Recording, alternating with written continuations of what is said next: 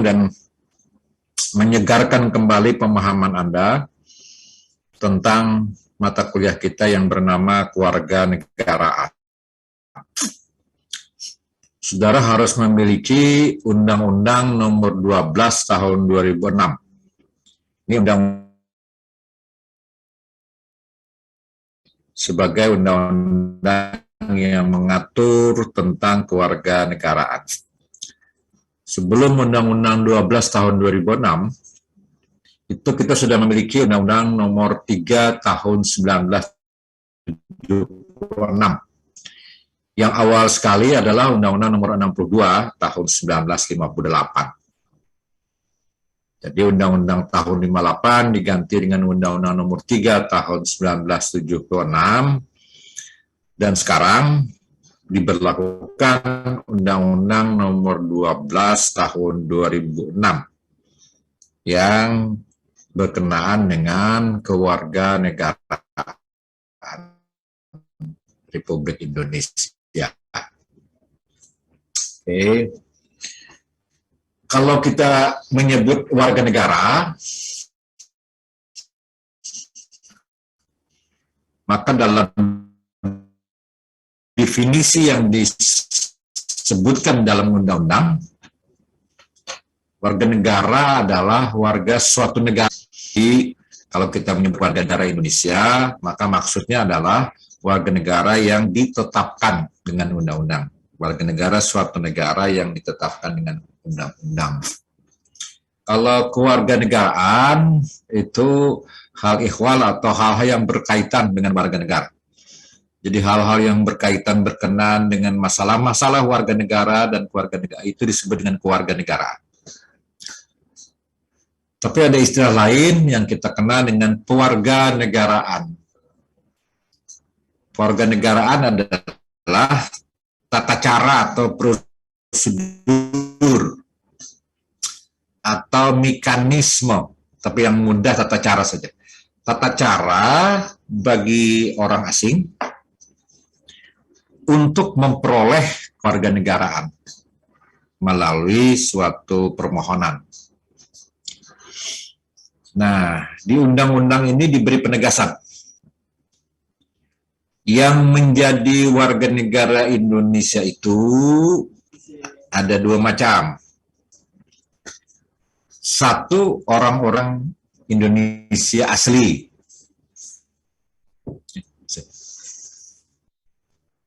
Yaitu orang-orang ya seperti kita-kita ini, abah mama kita, nenek kai kita, dan seterusnya sampai ke atas, itu memang dilahirkan sebagai orang Indonesia. Sehingga kita disebut sebagai orang Indonesia asli. Karena kita orang Indonesia asli,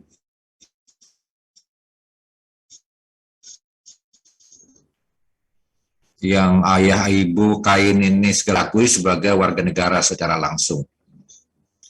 Yang kedua, orang-orang asing, orang-orang bangsa lain yang disahkan dengan undang-undang sebagai warga negara. Jadi, pertama orang Indonesia asli, kita-kita ini, kita langsung menjadi warga negara Indonesia.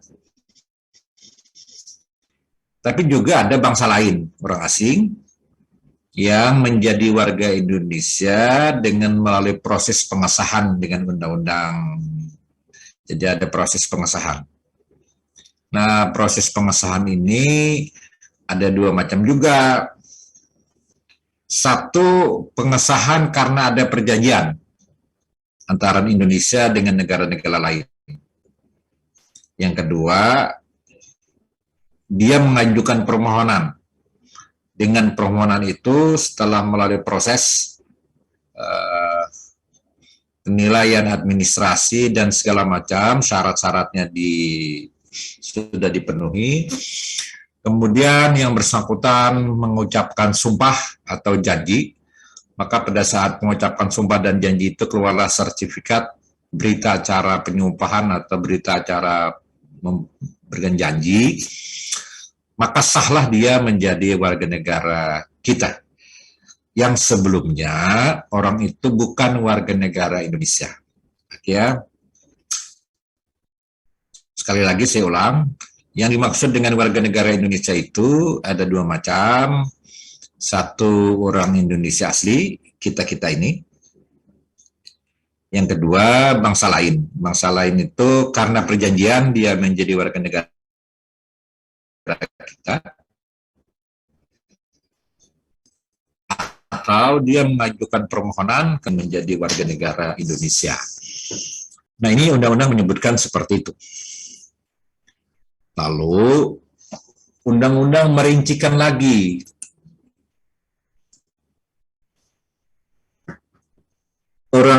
Undang-undang memberi rincian yang lebih panjang. Kalau yang tadi hanya definisi singkat, warga negara Indonesia itu adalah orang Indonesia asli dan bangsa lain yang disahkan dengan undang-undang.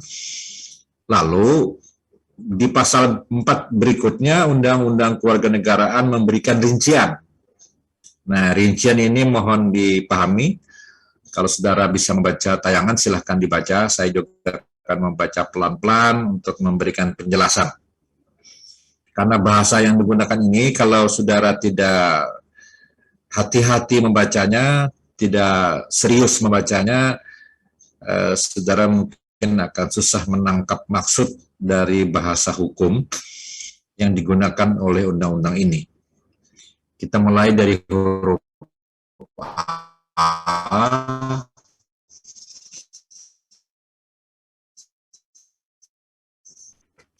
Warga negara Indonesia itu adalah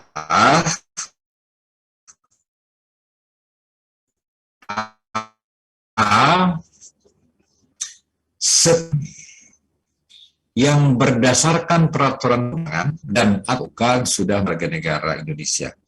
Artinya ada orang yang sudah menjadi warga negara Indonesia karena ada perjanjian-perjanjian dengan pemerintah Indonesia dengan negara yang asalnya.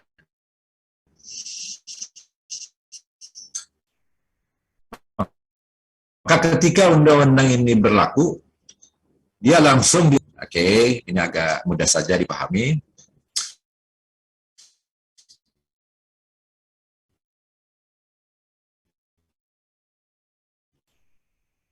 Yang B, ini juga mudah. Seorang ayah dan ibu warga negara Indonesia. Jadi kita-kita ini lahir, ayah ibu kita orang Indonesia, warga negara Indonesia, maka kita yang lahir otomatis diakui sebagai warga negara Indonesia. Anda nanti kawin, lalu melahirkan, karena Anda dan suami Anda atau istri Anda itu warga negara Indonesia, maka anak yang dilahirkan oleh kedua orang tua warga negara Indonesia itu otomatis menjadi dan diakui oleh negara sebagai warga negara Indonesia. Oke, yang ini juga tidak sulit, langsung bisa dipahami. Nah, yang C mulai sudah ada sedikit pemahaman. Anda harus hati-hati, sudah mulai hati-hati membacanya. Huruf C itu anak yang lahir dari perkawinan yang sah dari seorang ayah. Nih ayahnya yang menjadi warga Indonesia, tapi ibunya orang asing. Ayahnya orang Indonesia, ibunya orang asing. Lalu kemudian melahirkan seorang anak. Maka meskipun ibunya orang asing, tapi ayahnya orang Indonesia, maka menurut undang-undang ini, anak itu juga diakui sebagai warga negara Indonesia. Meskipun ibunya itu orang asing. Hanya ayahnya yang warga negara Indonesia. Nomor D, ini kebalikannya. Kalau yang tadi ayahnya yang warga negara Indonesia, ibunya yang orang asing. Nomor D ini ayahnya yang orang asing, ibunya orang Indonesia. Tadi ayahnya orang Indonesia, ibunya yang asing. Yang D, ayahnya yang orang asing, tapi ibunya warga negara Indonesia. Nah, anak yang lahir dari perkawinan yang sah seperti ini pun, anaknya juga diakui sebagai warga negara Indonesia. Orang asing. Tapi salah satu di antara kedua orang tuanya itu warga negara Indonesia. Maka anaknya diakui oleh undang-undang ini sebagai warga negara Indonesia. Oke, ini juga tidak susah. Nah, nomor E, ini perlu juga kecermatan. Anak yang lahir dari perkawinan yang sah dari seorang ibu warga negara Indonesia, jadi ibunya itu orang Indonesia, tetapi ayahnya tidak mempunyai kewarganegaraan atau hukum negara asal ayahnya tidak memberikan kewarganegaraan kepada anak tersebut. Nah, nomor E ini begini. Tolong saudara pahami penjelasan saya. Nomor E ini begini, ada seorang wanita warga negara Indonesia, seorang perempuan warga negara Indonesia, kemudian kawin dengan seseorang laki-laki yang tidak mempunyai kewarganegaraan. Yang tidak mempunyai kewarganegaraan. Atau dengan hukum negara asal ayahnya tidak memberikan kewarganegaraan kepada anak tersebut. Nah, nomor E, anak ini pun diakui juga sebagai warga negara kita, warga negara Indonesia. Sekali lagi nomor E ini, ada seorang ibu warga negara Indonesia, seorang perempuan warga negara Indonesia kawin dengan seorang laki-laki yang tidak mempunyai kewarganegaraan, yang tidak memiliki kewarganegaraan.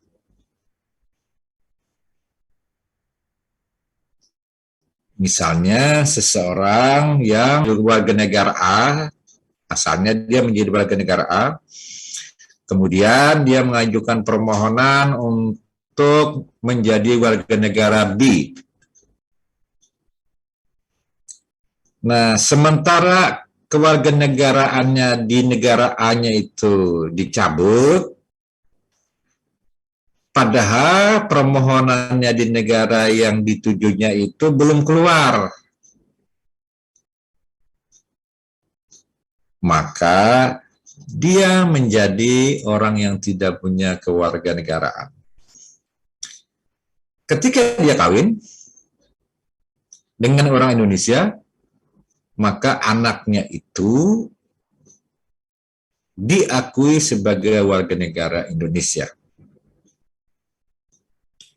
Oke. Nomor F, anak yang lahir dalam tenggang waktu 300 hari. Jadi anak yang lahir berumur 300 hari itu sekitar 10 bulan.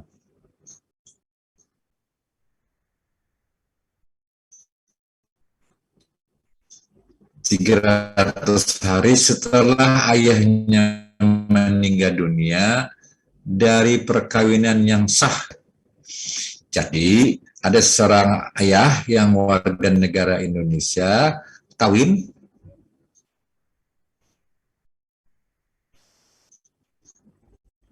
ayahnya meninggal, maka oleh nomor F dia juga diakui sebagai warga negara Indonesia.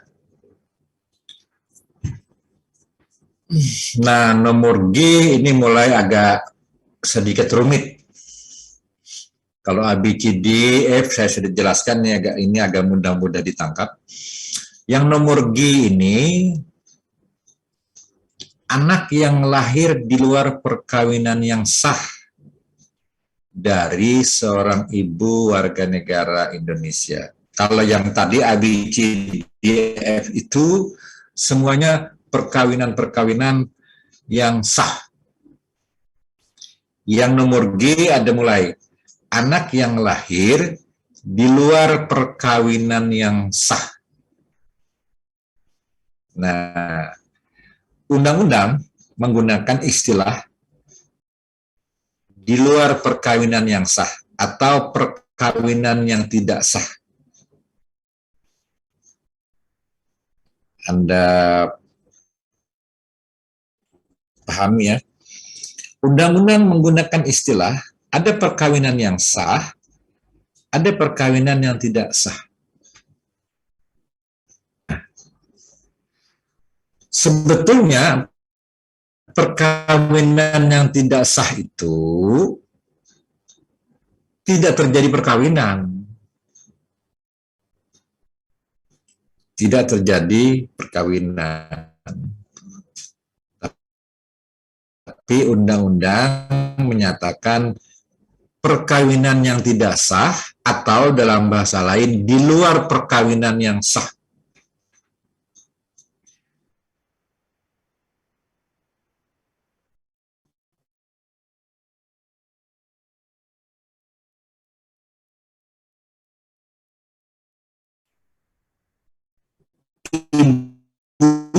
Ibunya warga negara Indonesia, jadi ibu inti yang dilakukan pernikahan, maka anak yang lahir dia anggap anak yang lahir tidak sah. Tapi karena ibunya warga negara Indonesia, maka hukum negara kita mengakui anak itu pun sebagai warga negara Indonesia. Oke ya, ini saudara, karena ini menjadi penting untuk mendapatkan rumusan siapa sebetulnya yang disebut sebagai warga negara Indonesia itu. Oke, saya lanjut dulu, nanti kita diskusikan. Nomor H.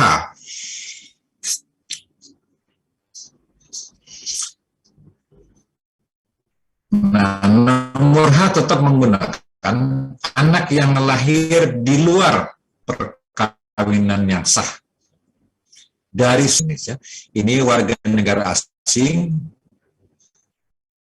dari seorang ibu warga negara asing yang diakui oleh seorang ayah warga negara Indonesia sebagai anaknya.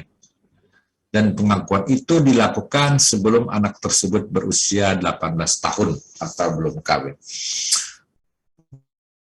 Begini penjelasannya, saudara. Ada anak yang lahir seorang ibu warga negara asing, seorang ibu warga negara asing, lalu anak yang lahir dari ibu warga negara asing itu diakui oleh seorang ayah warga negara Indonesia. Kenapa undang-undang menggunakan bahasa ini?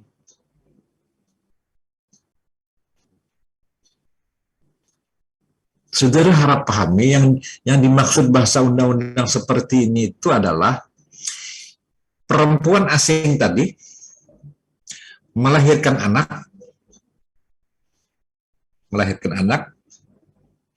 lalu dia berhubungan dengan seorang laki-laki warga negara Indonesia, kemudian anak itu diakui oleh laki-laki orang Indonesia tadi. Atau dengan bahasa yang lebih terbuka lagi, ibu warga negara asing tadi melahirkan seorang anak, kemudian ada seorang laki-laki orang Indonesia mengakui anak itu sebagai anaknya, artinya belum tentu orang Indonesia laki-laki tadi ayah sebenarnya dari anak itu. Cuma karena dia mengakui anak itu sebagai anaknya, dan ayahnya ini orang warga negara Indonesia, maka anak itu diakui sebagai warga negara Indonesia sampai dia berusia 18 tahun. Kenapa undang-undang memberikan batasan usia 18 tahun? Karena undang-undang memberi kesempatan kepada anak itu untuk melakukan pilihan di usia 18. Sementara belum sampai usia 18 tahun, anak itu menjadi warga negara Indonesia. Kenapa negara penting mengakui? Supaya kalau anak itu kebetulan mau dibawa ke negara ibunya yang orang asing, sekali lagi saya ulang, kalau kebetulan anak yang tadi yang belum berusia 18 tahun tadi mau dibawa ibunya atau ikut ibunya ke negara asal ibunya, maka anak itu harus dibuatkan paspor. Paspor itu adalah ganti kartu tanda penduduk untuk kita di Indonesia. Kalau kita berjalan-jalan di Indonesia, mau ke provinsi mana saja, saudara cukup membawa KTP sebagai kartu identitas. Mau masuk hotel, mau apa saja dengan KTP, Anda diakui sebagai orang Indonesia karena ada kartu tanda penduduk.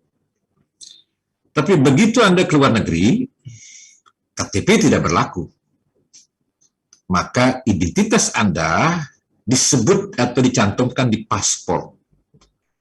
Paspor itulah ganti KTP ketika Anda berjalan di dalam negeri.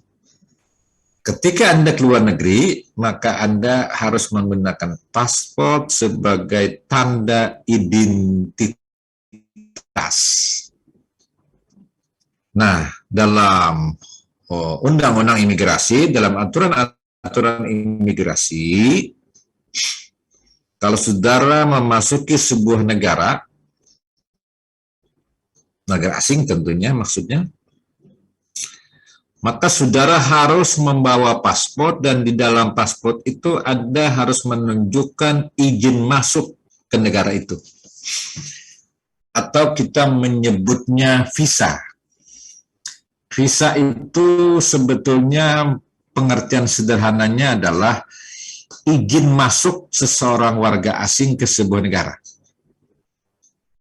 Jadi kalau saudara mengunjungi Eropa, ke Belanda, atau Anda ke Australia, Anda harus memperlihatkan paspor sekaligus visa di dalam paspor. Visa itu izin masuk. Mengurus izin masuk itu harus ke kedutaan besar yang ada di Jakarta. Kalau saudara mau ke Belanda, maka saudara harus masuk ke kedutaan besar Belanda. Tapi di Eropa berlaku aturan, semua negara-negara anggota Uni Eropa itu memperbolehkan seorang yang mengunjungi negara Eropa hanya dengan satu visa satu negara. Jadi Anda mendapatkan izin dari kedutaan besar Belanda untuk bisa masuk ke negara Belanda. Maka begitu Anda diberi izin masuk oleh petugas imigrasi karena Anda mendapatkan izin dari kedutaan besar Belanda di Jakarta, ada visa, maka Anda sudah bisa mengunjungi semua negara Eropa yang masuk dalam anggota-anggota Uni Eropa. Mau Anda ke Brussels, Belgia, mau Anda ke Jerman, mau Anda ke Prancis, ke Italia, Anda cukup dengan visa ke Belanda sudah semuanya bisa masuk. Tapi kalau ke negara-negara ASEAN, mau ke Singapura, mau ke Malaysia, mau ke Thailand, mau ke Filipina, dan lain-lain, karena sudah ada perjanjian antar negara ASEAN bahwa warga negara Indonesia dan warga negara anggota-anggota ASEAN boleh masuk ke anggota-anggota negara ASEAN tanpa visa. Jadi Anda tidak perlu mengurus visa atau izin ke kedutaan besar negara-negara Asia.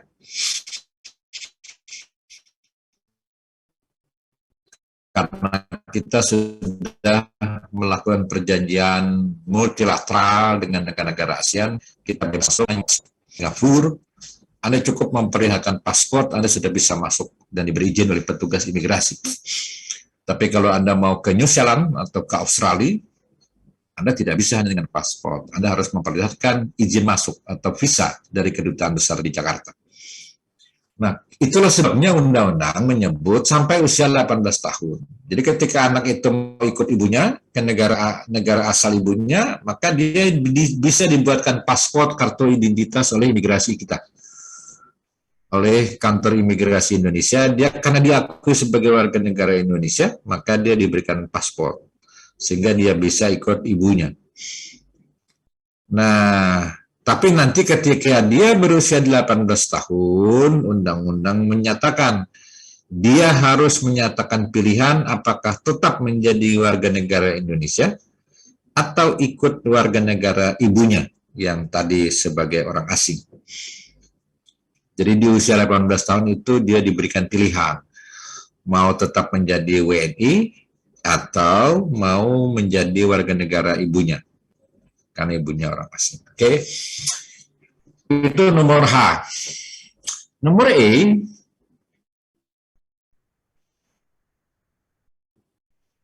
anak yang lahir di wilayah negara Indonesia yang pada waktu lahir tidak jelas status kewarganegaraan ayah dan ibunya.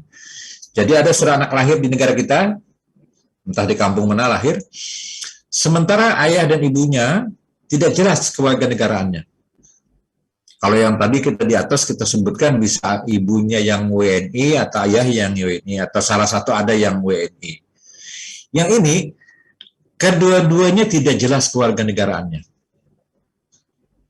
Tapi begitu dia lahir di wilayah kita di Indonesia, maka dia juga diakui sebagai warga negara Indonesia. Jadi anak-anak itu diberi perlindungan. Meskipun ayah ibunya tidak jelas, tapi anaknya diberi perlindungan menjadi warga negara kita sampai nanti dia berusia 18 tahun. Nomor G, anak yang lahir, kalau yang tadi lahir di wilayah Indonesia. Kalau nomor G ini memang lahir di Indonesia, tapi tidak jelas di mana. Ditemukan. Seorang anak yang lahir dan ditemukan di wilayah Indonesia, sementara ayah dan ibunya tidak jelas, tidak diketahui di mana. Jadi anak yang ditemukan, sementara ayah ibunya tidak diketahui di mana rimbanya, tidak diketahui apakah warga negara Indonesia atau warga negara asing, maka selama belum diketahui identitas orang tuanya, baik ayah maupun ibunya warga negara mana, maka anak yang ditemukan tadi di wilayah Indonesia itu diakui oleh undang-undang sebagai warga negara Indonesia. Jadi longgar sekali aturan kita, tapi sebetulnya maksudnya adalah untuk memberi perlindungan terhadap anak-anak. Jangan sampai terlunta-lunta.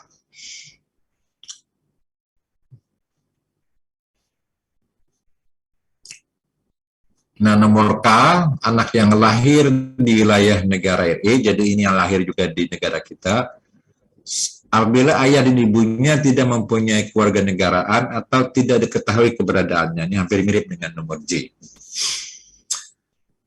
Nomor L, huruf L, anak yang dilahirkan di luar wilayah. Nah, ini anaknya lahir di luar wilayah. Anak yang lahir di wilayah negara ini, anak yang dilahirkan di luar wilayah kita, dari seorang ayah dan ibu warga negara Indonesia yang karena ketentuan dari negara tempat anak tersebut dilahirkan memberikan kewarganegaraan kepada anak yang bersangkutan. Oke, nomor L ini begini, saudara. Ada negara yang menggunakan asas kelahiran. Jadi kalau ada orang tua kita melahirkan anak di sebuah negara, yang negara itu berlaku ketentuan asas tempat kelahiran, maka anak kita yang lahir di negara itu langsung diakui oleh negara itu sebagai warga negaranya. Tapi karena ayah ibunya itu orang Indonesia, maka Indonesia pun mengakui anak itu sebagai warga negara kita. Maka nomor L itu akan memungkinkan seorang anak menjadi atau seorang anak memiliki dua kewarganegaraan, lahir diakui sebagai warga negara karena negara itu menerapkan asas kelahiran, sementara negara Indonesia mengakui karena orang tuanya ayah ibunya orang Indonesia, maka dia juga diakui sebagai warga negara Indonesia. Nah, cara itu dia akan memiliki dua kewarganegaraan sampai nanti dia berusia 18 tahun. Setelah 18 tahun dia diberi pilihan apakah mau tetap menjadi warga negara Indonesia karena ayah ibunya orang Indonesia, atau dia menjadi warga negara tempat ibunya bekerja itu, maka dia otomatis melepaskan diri sebagai warga negara Indonesia, dia akan menjadi warga negara di negara di mana dia tempat lahir. Jadi sementara itu dia memiliki dua kewarganegaraan. Jadi amanlah anak-anak, tidak ada yang terambang-ambing.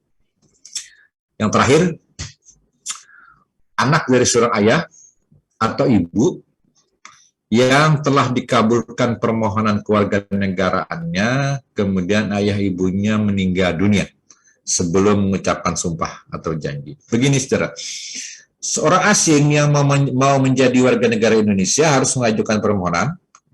Kemudian setelah permohonan itu diproses, syarat-syaratnya diperiksa dan memenuhi syarat, maka untuk meresmikan dia menjadi warga negara Indonesia, dia harus mengucapkan sumpah di pengadilan atau janji. Tapi kasusnya adalah dia sudah melahirkan seorang anak, sementara ayah ibunya itu belum mengucapkan sumpah. Dengan belum mengucapkan sumpah itu, maka ayah ibunya belum merupakan warga negara Indonesia secara formal, karena tidak mengucapkan sumpah. Tapi anak yang lahir dari ayah ibu yang prosesnya belum selesai itu tetap diakui sebagai warga negara Indonesia. Nah, inilah beberapa rincian yang diberikan oleh undang-undang kita, dan kalau saudara membaca apa yang tadi saya jelaskan, saudara bisa menangkap bahwa undang-undang kita memberikan perlindungan penuh kepada seorang anak yang lahir, supaya dia jangan terlunta-lunta menjadi warga negara mana. Maka pemerintah Indonesia atau undang-undang kita mengakui anak itu tetap diakui sebagai warga negara Indonesia sampai nanti dia berusia 18 tahun untuk mengajukan pilihan. Jadi banyak sekali kasus-kasus. Mungkin kita di Banjar misalnya ya, atau di hulu sungai, tentu kasus-kasus seperti ini jarang. Tapi di hulu sungai juga ada, karena ada beberapa perusahaan-perusahaan besar yang di sana mempekerjakan orang asing. Nah, jangan-jangan orang-orang asing yang bekerja di perusahaan-perusahaan itu bisa nikah dengan orang kita di benua, bisa juga dia melakukan hubungan intim tanpa pernikahan. Maka anak yang lahir dari kondisi-kondisi seperti itu diberi perlindungan untuk diakui dulu sebagai warga negara Indonesia. Sampai nanti usianya 18 tahun. Dia baru diberi waktu untuk mengajukan permohonan. Apa tetap menjadi warga negara Indonesia atau menjadi warga negara ayahnya yang kebetulan ayahnya orang asing. Dan karena bekerja di tempat kita sempat melakukan hubungan intim dengan seorang perempuan benua. Baik dalam ikatan pernikahan maupun hubungan intim di luar pernikahan resmi. Itu disebut dengan perkawinan tidak sah. Nah, sampai di sini saya memberi kesempatan kepada Anda untuk memahami. Ada yang mau ditanyakan, ada yang tidak jelas, silakan. Pak, izin bertanya, Pak. Ya. Kan misalnya kayak nih, Pak, perkawinannya tuh tidak sah, artinya tuh warga Indonesia apakah itu bisa disebut sebagai warga Indonesia anaknya, Pak? Diulang suaranya putus-putus. Oke, Baik, saya Pak. tutup dulu ya. Jadi kayak ini, Pak. Silakan. Jadi kayak ini, Pak. Perkawinannya itu tidak sah, tapi nya warga negara asing. Muninya melahirkan di Indonesia, apakah anaknya itu jadi warga negara Indonesia atau warga negara asing, Pak? Kalau kita melihat rincian tadi, anak itu tetap diakui sebagai warga negara Indonesia sampai nanti dia berusia 18 tahun. Ya. Nanti dia baru memilih mau warga negara Indonesia atau mau warga negara ayah ibunya, warga negara asing. Jadi anak itu memang diberikan diberikan jaminan dulu sebagai warga negara kita. Saya beri contoh, ada orang asing ya, kemudian kawin di Indonesia dengan orang asing juga, anaknya lahir kan. Nah, anak ini kan kalau mau ke negara asalnya, ke negara ayah ibunya kan harus punya paspor. Siapapun yang masuk ke sebuah negara harus punya paspor. Katakan tadi orang asing tadi, dua laki istri, dia berasal dari negara A. Nah, ketika dia keluar Indonesia, masuk ke Indonesia, kan dia punya paspor dan ada izin visa dari kedutaan besar kita di negara itu untuk memberikan dua orang ini masuk ke Indonesia. Lama di Indonesia, kemudian lahir anak. Ketika dia mau kembali ke negara asalnya, anak ini kan harus punya paspor.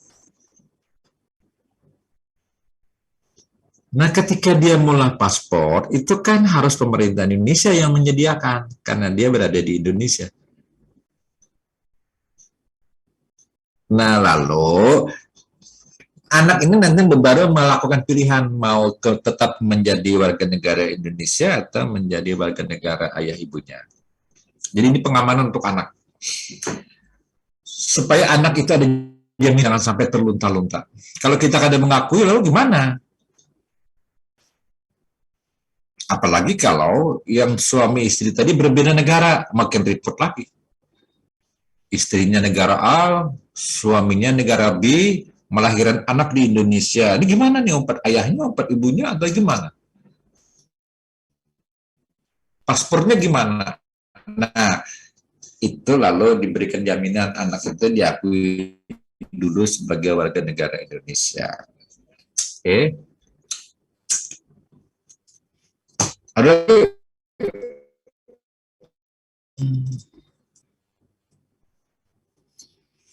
tadi rincian ini banyak sekali. Ada yang lahir ayah ibunya tidak diketahui, maka dia diakui sebagai warga negara Indonesia. Jangan saudara, kalau di kampung kita kan ketemu anak, entah di muka rumah orang, entah di kebun, karena rata-rata meninggal anak ke situ orang kampung juga, maka kan otomatis orang Indonesia. Tapi bagaimana ketika Anda menemukan seorang anak yang wajahnya bukan wajah Indonesia? Nah, mulai kan repot. Kalau wajah kampung kita ya sudah, ini orang-orang kita juga, udah langsung. Tapi ketika seorang anak yang wajah asing, nah, anak ini orang tuanya kada jelas, warga negara mana orang tuanya nih. Maka undang-undang memberikan jaminan, oke, anak ini kita akui sebagai warga negara kita dulu. Sampai nanti dia berusia 18 tahun, kalau kebetulan sampai usia 18 tahun dia belum menemukan orang tuanya,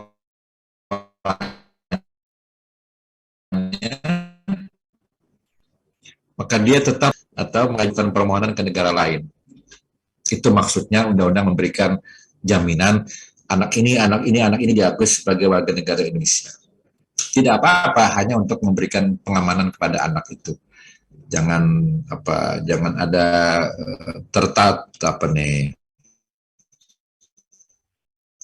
dia tidak punya keluarga negara apa-apa.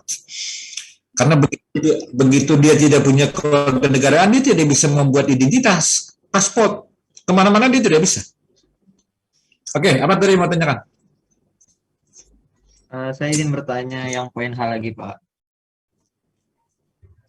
Jadi berarti yang poin H ini kan itu berarti harus ada seorang ayah yang mengakui anak tersebut adalah anaknya. Nah, berarti seperti itu tuh hanya sekedar pengakuan aja atau apa harus segala cross check dari tes DNA dan lain. Nah, itu kan begini. Huruf H itu bunyinya begini. Anak yang lahir di luar perkawinan yang sah dari seorang ibu warga negara asing. Oke, kita berikan gambaran. Ada seorang ibu warga negara asing berada di Indonesia. Lalu dia melahirkan.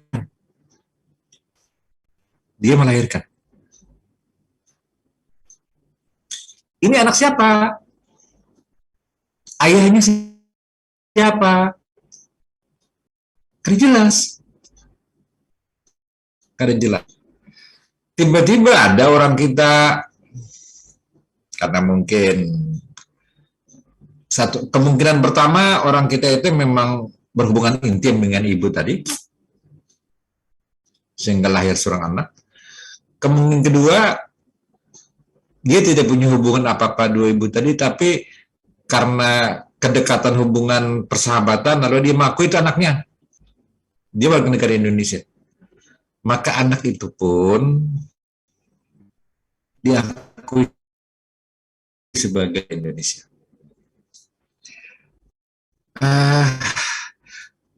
Kita bicara undang-undang kewarganegaraan ya. Jangan saudara kaitkan dengan masalah agama. Nanti Anda pusing. Ini anak haram baik. Bukan itu maksud kita. Ini kita bicara mengenai status kewarganegaraan. Ya, pahami ya. Jangan dikait-kaitkan, oh ini anak haram, anak jadah. Enggak, ini kita bicara kewarganegaraan. Di perempuan tadi datang ke Indonesia, bisa waktu datang untuk hamil.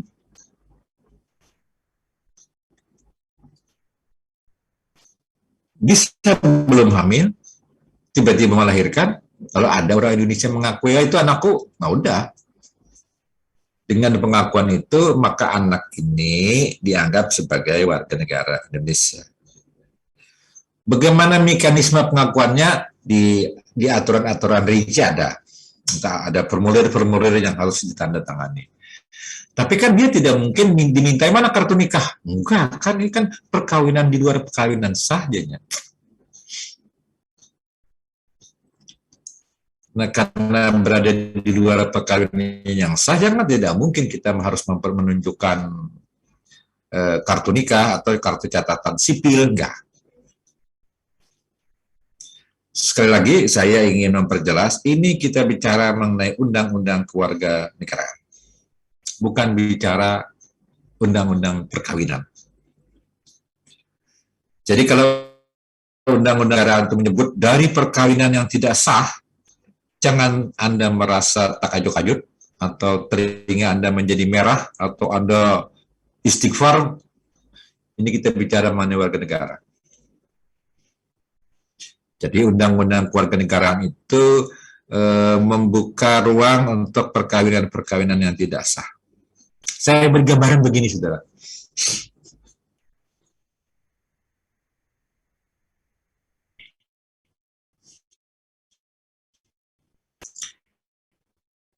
Di negara China, orang kawin di sana cukup melapor, datang ke kalau kantor kita namanya kantor catatan sipil, kepada petugas di sana, seorang laki-laki bersama wanita, kemudian melapor, kami menjadi suami istri, kawin. Dicatat,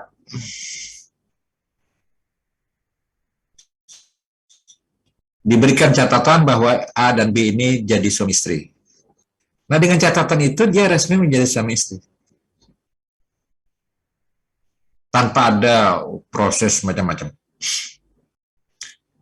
Nah,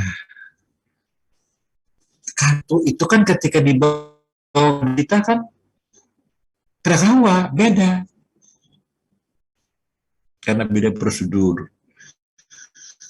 Nah, karena itu ada istilah perkawinan yang tidak sah.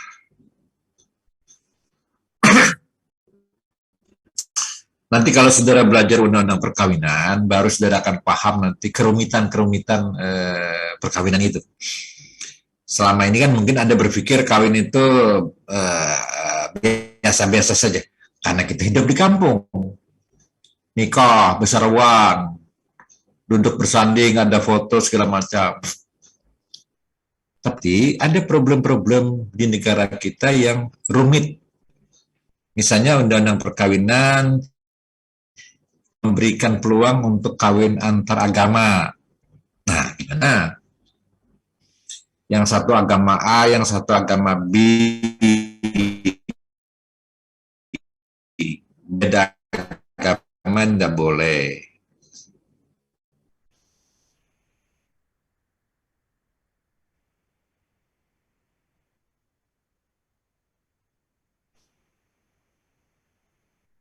Karena tidak diakomodasi, artinya tidak ada mungkin. Beberapa orang kita yang nekat harus berangkat ke luar negeri karena di luar negeri ada lembaga-lembaga yang mengesahkan perkawinan seperti itu. Nah, itu muncul kerumitan-kerumitan kalau Anda nanti belajar undang-undang perkawinan. Kalau belum masuk undang-undang perkawinan, ya saya hanya menjelaskan sepintas seperti itu. Ada istilah perkawinan. Padahal, kalau telinga Anda mendengar perkawinan tidak sah, sebetulnya tidak ada perkawinan, kan? Kalau perkawinan tidak sah. Ya kan? Tapi undang-undang menyebut perkawinan sah dan perkawinan tidak sah. Atau di luar perkawinan yang sah. Nah, saya tentu tidak ingin merinci yang mana yang maksud tidak sah itu. Tapi itu karena itu masuk materi di undang-undang perkawinan. Materi kewarganegaraan saya hanya menjelaskan bunyi undang-undang dan maksud. Silakan kalau masih ada. Pak, izin bertanya, Pak. Ya.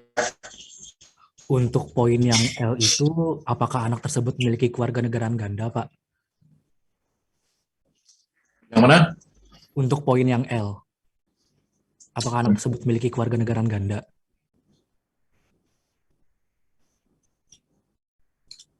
Iya. Jadi yang L itu, misalnya begini. Misal ya,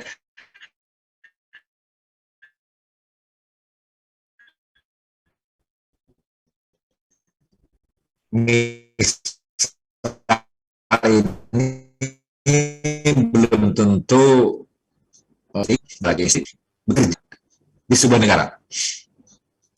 Dan menurut hukum negara itu, anak yang lahir di negara itu akan diakui oleh negara itu sebagai warga negara.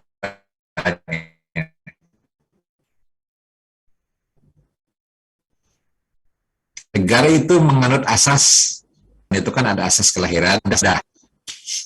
Kalau hubungan darah artinya orang ayah ibu orang Indonesia, anaknya orang Indonesia.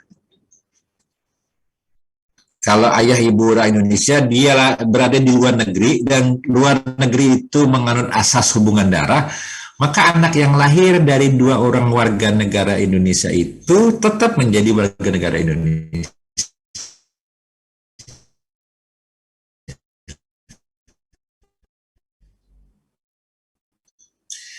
Tapi kalau syarat, maka anak itu menjadi warga negara di mana dia dilahirkan.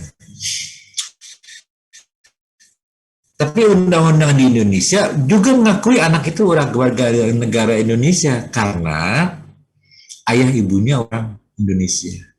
Maka selama itu dia memiliki dewi kewarganegaraan atau kewarganegaraan ganda. Sampai nanti anak itu berusia 18 tahun. Setelah itu anak itu memilih mau menjadi warga negara atau menjadi warga negara tempat dia lahir. Dia diakui sebagai warga negara.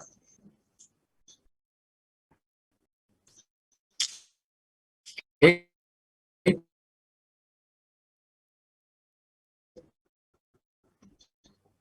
Ada yang masih perlu tanya lagi?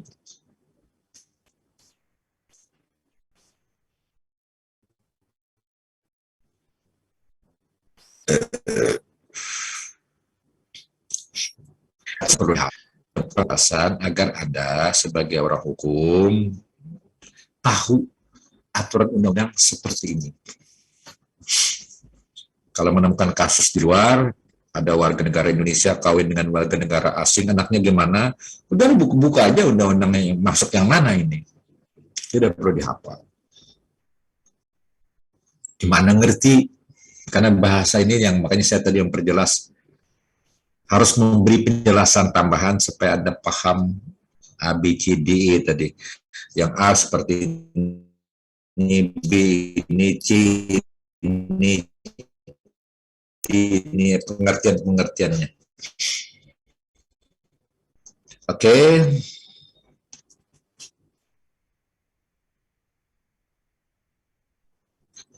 Baik, kalau tidak ada yang tanya, saya akan beri tugas Anda untuk minggu depan. Catat tugasnya, catat tugasnya. Tugasnya tidak berat, ringan saja.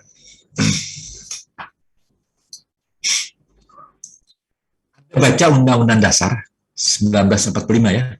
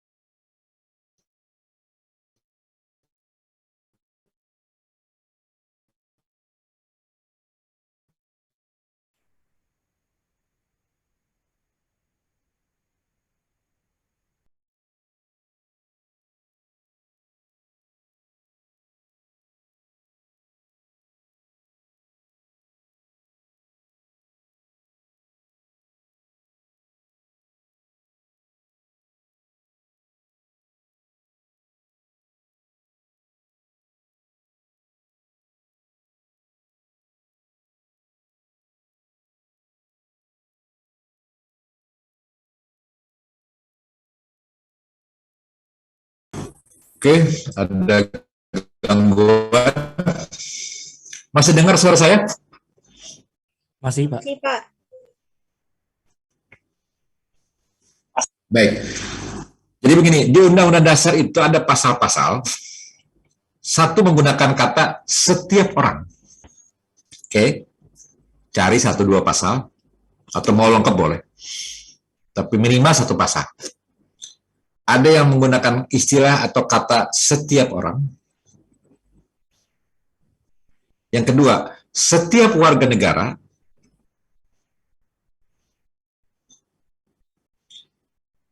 Yang ketiga, penduduk. Tiap-tiap penduduk atau setiap penduduk. Atau tiap-tiap penduduk boleh. Jadi ada 3 istilah. Ada orang, setiap orang, ada setiap warga negara, ada penduduk. Oke. Setelah Anda menemukan pasal itu,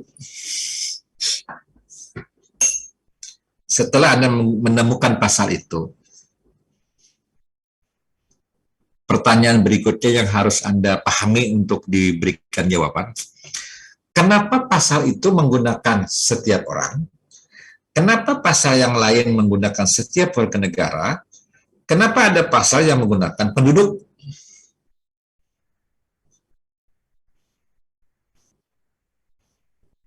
Oke.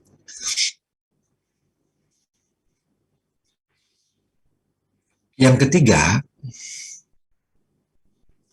Bagaimana kalau kata itu ditukar? Paham maksudnya?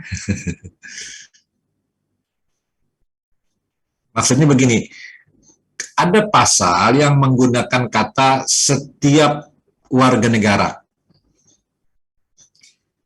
Pasal itu kita ganti, bukan setiap warga negara, tapi setiap penduduk. Apa yang akan menjadi akibat? Apa akibatnya?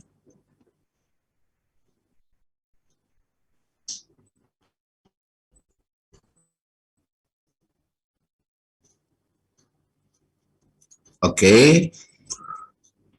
Anda sudah paham tugasnya? Silakan, kalau ada yang belum ngerti, saya akan tambahkan penjelasan.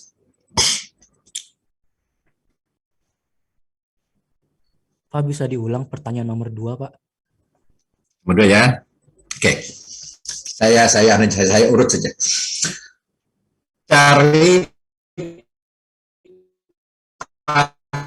pasal-pasal yang ada dalam Undang-Undang Dasar dan kata setiap warga negara yang menggunakan kata penduduk.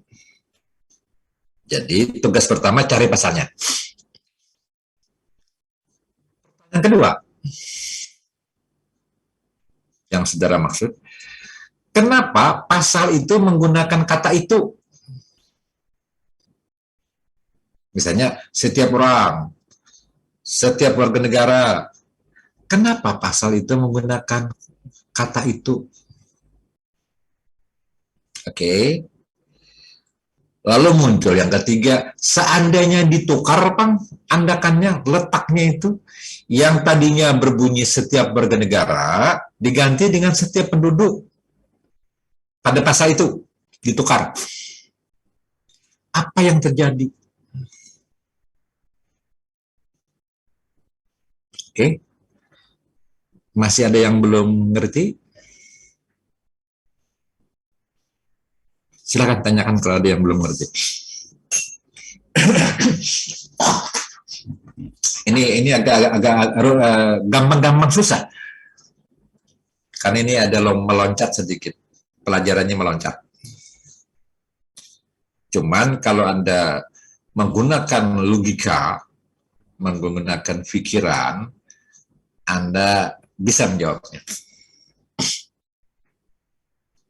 Tapi kalau Anda tidak menggunakan logika, hanya baca saja, seolah sama saja artinya, maka Anda akan terjebak nanti dalam bahasa hukum. Oke, masih ada yang masih perlu penjelasan? Silakan kalau ada sebelum sudah meninggalkan ruangan. Anda tidak perlu menulis dalam kertas, mengetik, dan enggak. Catat saja di buku Anda. Nanti minggu depan saya akan tanyakan. Jadi saya menanyakan siapa saja saya tunjuk. Jadi Anda yang mempersiapkan diri tidak perlu khawatir. Dengan catatan Anda akan bisa memberikan penjelasan.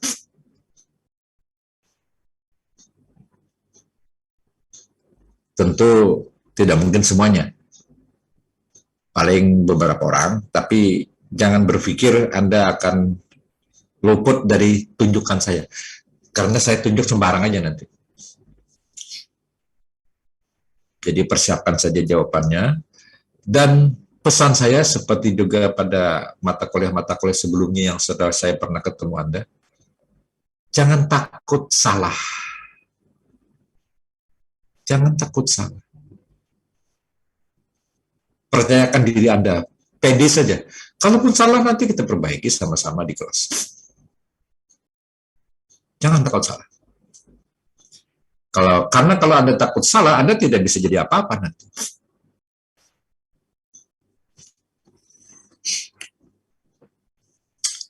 Takut salah itu sama dengan takut gagal. Saya ada menulis status saya di Facebook, saya tulis, jangan takut dengan kegagalan. Karena kegagalan adalah proses untuk mendapatkan suatu pengalaman. yang tidak akan didapatkan oleh orang-orang yang berada di pinggir arena pertandingan. Jadi orang yang tidak pernah ikut bertanding, hanya sorak-sorak, dia tidak punya pengalaman apa-apa. Orang yang takut salah itu sama orang yang takut gagal. Anda tidak mendapatkan apa-apa. Tapi yang berani salah, maka begitu dia diperjelas, oh ya saya salah, ini yang benar. Baru Anda dapat pengalaman dari kesalahan itu. Oke? Jangan takut salah.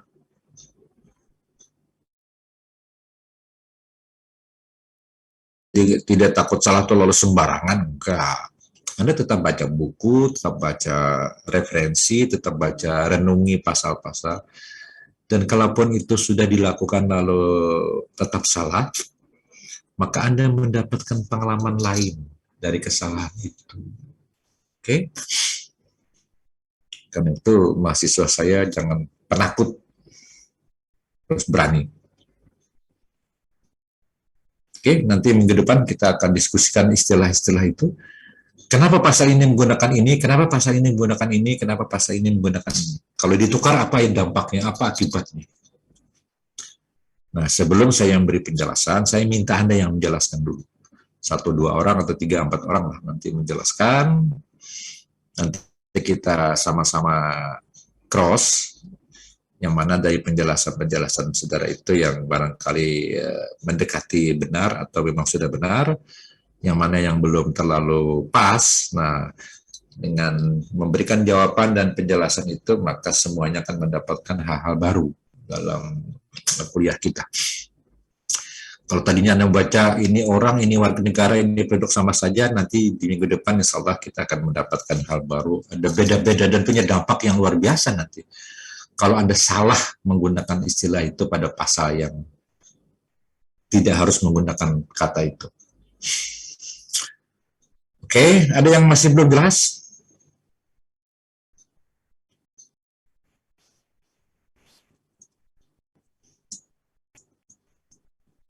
Sudah jelas? Baik. Kalau sudah jelas, saya kira sudah lumayan panjang kita kuliah. Meskipun tadi ada gangguan, jam saya sudah mendekati jam 12, meskipun masih ada waktu kita, tapi terlalu lama kalau full time sampai di akhir kuliah. Saya juga capek, karena masih ada tambah presentasi lain. Baik, yang belum mengisi presentasi kehadiran, silakan diisi di Simari, supaya jangan ketinggalan daftar hadir. Baik, itu tugas Anda. Mudah-mudahan minggu depan tidak ada halangan. Saya bisa muncul lagi bersama Anda dalam ruang Zoom. Kita bisa berdiskusi bersama untuk membahas istilah-istilah yang tadi saya pertanyakan kepada Anda. Dan dengan demikian Anda punya tugas membaca Undang-Undang Dasar. Anda yang tidak membaca Undang-Undang Dasar pasti tidak akan menemukan kata-kata itu di pasal-pasal. Tapi bagi Anda yang membuka Undang-Undang Dasar, kata itu pasti ditemukan. Setelah ditemukan, tunjukkan pasalnya. Setelah tahu pasalnya, tunjukkan isinya seperti apa, atau diberi tanda. Kalau malas menulis, diberi tanda saja di buku Undang-Undang Dasar. Lalu diberi uraian, pasal ini harus menggunakan istilah ini, karena kalau ditukar, ini dampaknya. Oke? Baik, sampai ketemu minggu depan.